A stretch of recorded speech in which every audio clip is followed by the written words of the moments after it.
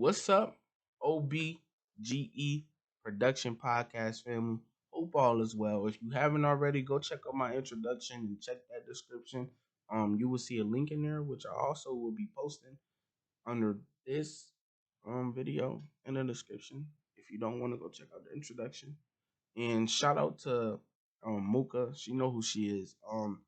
She actually referred me to do this topic on the first episode of the podcast, and it's about discrimination. One of the biggest things in America, one of the biggest things across the world. And today we're gonna be tuning in on that. So yeah, settle down. Let's get to it. Um, Discrimination. You see it every day, and you're most likely going to see it against people with the color of my skin, brown people. And this has been going on for over 400 years, by the way, and we still haven't got any recreation for it, even though other groups have. And it's one of the most gut wrenching things that if you're an outside viewer of like the US, so if you from the UK and stuff like that, you're gonna see a lot of police officers involved with shooting black males or shooting black people, period. You're gonna see a lot of black males um marginalized as thugs and killers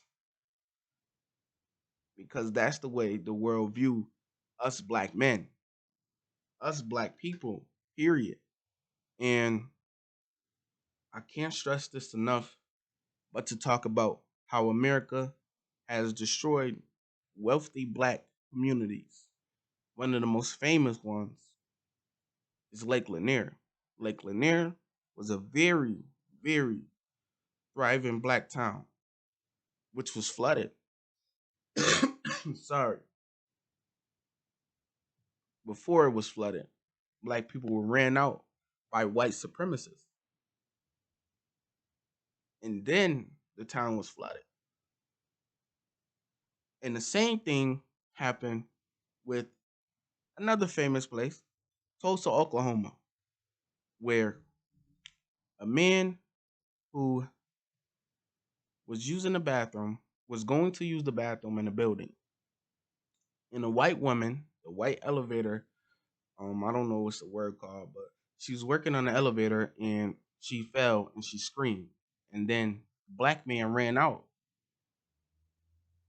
And even though the white woman told people that, hey, he didn't do anything to me, they still took it upon to kill that man and hang him. And then they went into Tulsa. And guess what? Them thriving black towns, or that thriving black town, was destroyed. And people was forced to leave where they had nothing. They had nothing. No homes, no jobs, nowhere. And we were okay with this because police turned a blind eye. They let us suffer. They didn't care about us, and they don't care about us because you know what they did? Put people in power to stop us in the streets. A case that I heard about a few days ago. Um, a police officer just got, his charges because he was planting drugs into people's cars. And if you watch the video, I'm not sure what it's called, but you can go look it up. If you watch the video, you will see that the young black man was recording and the officer threw something in the car. He was like, yo, what you just threw? And he was like, what you talking about? He was like, yo, I got you on camera throwing something. So now this man is getting charged with that crime, which he has done to multiple people who are in jail because of what he did. So when you put these people into power to stop us, this is what they doing. And it has been going on for many years and many decades where a police officer will stop a person of color for no reason and make up charges. And if that person even moves a way that this police officer doesn't like, he's in jail or his family is burying him 6 feet under. And that's the sad part. And probably the most famous case of a police officer actually getting what he deserved is George Floyd. And that only happened in 2020. You know what I'm saying? Out of all these years, that only happened in 2020, where we were actually satisfied with the police officer getting arrested for something that we clearly all see he did. Now, what if there was no camera? George Floyd would have been dead without justification. And now that's why I want to go to my town, Rochester, New York, and how they swept Daniel Prude's death. If you don't know who Daniel Prude is, I highly suggest that you go look him up. Daniel Prude, Rochester, New York, and you will see that our mayor and our police department covered up this murder in front of our eyes. And we didn't realize until it was publicly released of of the video of his death, which happened only a few street, like, no, I think down the street it actually happened. And that was what, on Jefferson Ave or something? Jefferson Ave is up the street, man. So I was in the house when this man was dead, when he was getting killed. Same situation type with George Floyd, on the neck, knee on the neck, pressing down with pressure. The man was throwing up. They still was pressing down. Didn't let up until they realized he wasn't moving, he wasn't breathing. And the ambulance they actually told the police officer, this is not your guy's fault that he's dead. And it was so disgusting. And I don't know what the podcast was called, but earlier in the year when I was in PIG, participation in government, we actually listened to a podcast of that whole story, and it was an amazing podcast. Shout out to the producers of that podcast. Um, it gave us the insight of everything that happened, and it was so disgusting and so heartbreaking that this happened in your home city when you were sitting at home and you didn't find out till many months, almost a year, I believe, that it happened. And it's disgusting that our own government here covered up this, covered up a man's death. He was killed by cops, unarmed, not harming anybody. And they killed this man in the cold, by the way, freezing. He didn't have any clothes on. It's tragic. It's sad. And I'm hoping that we can move past this sometime in the future. But without recreation, accountability, it will never be the same. It will never work as we want it to. And we can fight, we can fight, and we can fight. But if we don't point at each other and realize that we need to do better, it will never work. It will never work.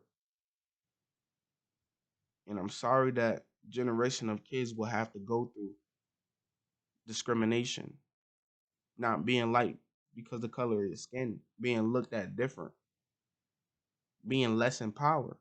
You understand what I'm saying? If I don't build general generational wealth for my daughter and her kids and they kids, it's almost like a failure. And there's I'm sorry, there's no way I can do that if if I'm trying to get the word out. If there's no way I can do that if the playing field is not level, if we are not educated, we cannot build generational wealth. And it's important that we learn our laws. It's important that we learn our amendments because in the future we will always need them. Anytime we will always need them. And I'm praying for the black community that we be better because we also have a lot of problems to fix inside of our communities. And it starts with fathers. We have to do better. We have to do better in the black community for our kids because it's a high percentage of kids that if they do not have fathers in their home, they are more likely to be less successful and to more likely be in the street. And once you have that, a broken home, it leads into school, it leads into the streets, and it leads into the future.